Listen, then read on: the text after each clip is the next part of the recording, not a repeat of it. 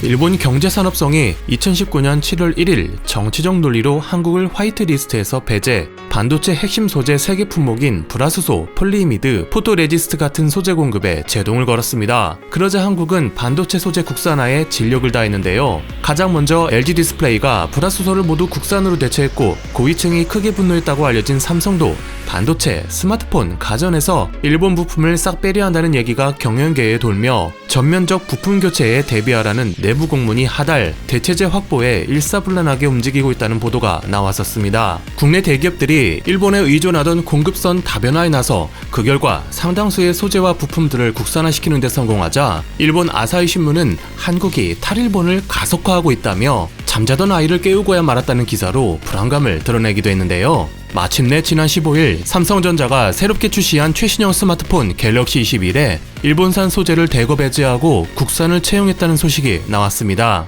수출 규제 전까지만 해도 많은 부분에서 일본산을 사용했는데 갤럭시 S21은 일본의 스미토모 대신 갤럭시 Z 플립에도 들어갔던 초박형 유리를 생산하는 도우 인시스에서 디스플레이 소재를, 불화수소는 덕산 네오룩스, 기판은 SK 머트리얼즈 제조품을, 반도체 제조 공정에 필요한 폴리미드는 코오롱 인더스트리의 것을 사용한 것입니다. 이러한 삼성의 움직임은 소재 국산화를 크게 앞당기고 있는 효과를 발휘하고 있는데요. 2020년 1,800억 원을 소부장 관련 중견, 중소기업에 투자한 것에 정부의 소부장 국산화 정책에 발맞춰 백기사로 나서겠다는 의지를 드러낸 것과 같다는 평가가 나옵니다. 덕분에 국내 소부장 기업들은 자금의 부족함 없이 국산화의 속도를 낼 수 있게 됐는데요. 반대로 일본에서는 소재 기업들 매출이 큰 폭으로 감소했다는 보고서들이 나왔습니다. 니케이에 따르면 불화수소 업체 스텔라케미파는 순이익이 무려 18%나 감소했고, 모리타 화공 또한 판매량이 수출 규제 전보다 30% 격감하는 피해를 보며 일본 정부를 원망하는 여론도 형성됐습니다.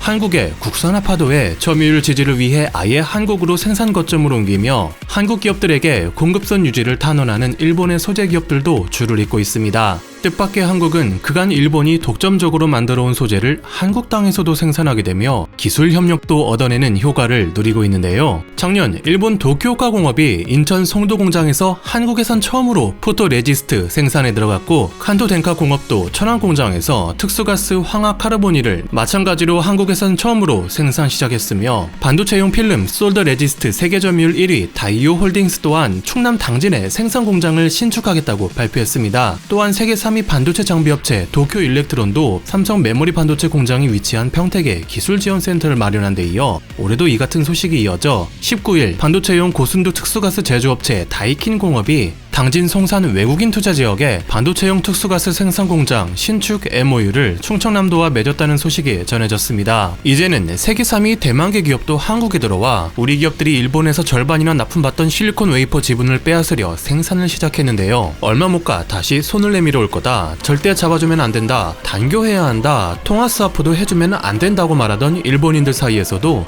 상황이 이리 돌아가자 비통하다는 반응이 줄줄이 나오고 있습니다. 국산화, 탈일본, 말만 반복하더니 진짜로 시작된 느낌이네. 삼성이 갤럭시 S21에서 일본산 소재를 대량으로 배제했다더군요. 내두익들이 난이 났습니다. 아베의 가장 큰 과오는 향후 반도체에서 일본 기업이 선행연구에서 배제되는 악수를 둔 것.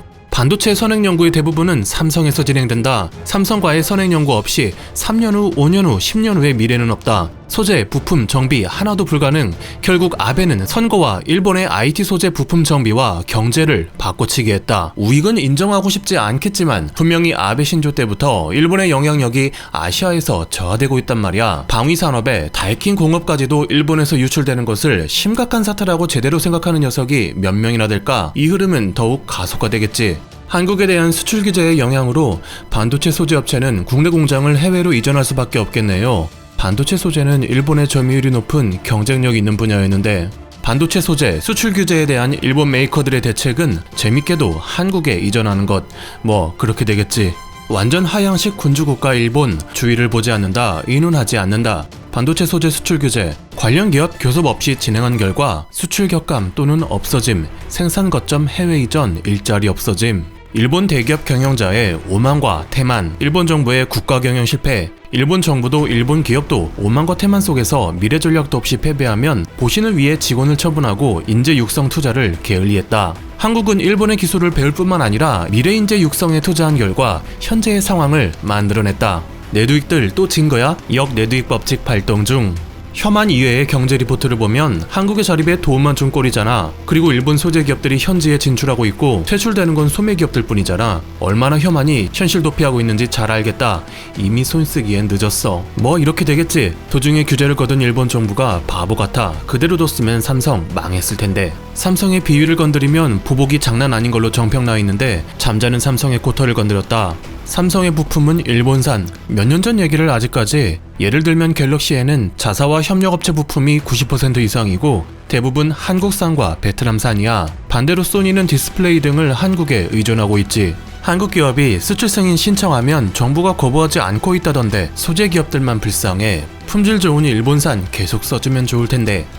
우익 성향 일본인들은 아직도 강경한 반응을 내놓고 있으나 결국 일본 기업들만 손해를 보고 기술을 가진 기업들이 한국으로 옮겨가는 걸 보며 예전처럼 관계가 복구되기를 바라는 반응도 다수 보이고 있습니다. 그러나 한국 기업들이 전처럼 일본에 많은 지분을 의존할지는 의문입니다. 수출 규제 사태로 공급선 리스크 분산을 다시금 인식했으며 이제는 한국 내에서도 일본산보다 뛰어난 제품들이 속속 등장하고 있기 때문입니다. 최근 한국생산기술연구원 전윤혜 박사 연구팀이 일본산보다 뛰어난 소재를 개발하여 사마페인트와 생산 협력 중에 있다는 소식이 전해졌습니다. 우리나라가 무려 일본에 87%나 의존하고 있던 반도체 칩을 이물질과 열에서 보호하는 에폭시 패키징 소재를 새로이 개발한 것인데 일본산의 경우 반도체보다 높은 열팽창 계수를 가져 패키징 과정에서 제품 전체가 휘는 불량을 일으키기도 하지만 국내 연구팀이 만든 제품은 열팽창 계수를 반도체 칩과 유사한 수준까지 맞춰 제품 파손의 우려도 적고 일본산의 한계였던 12인치 이상의 대면적 패키징도 가능하다 합니다.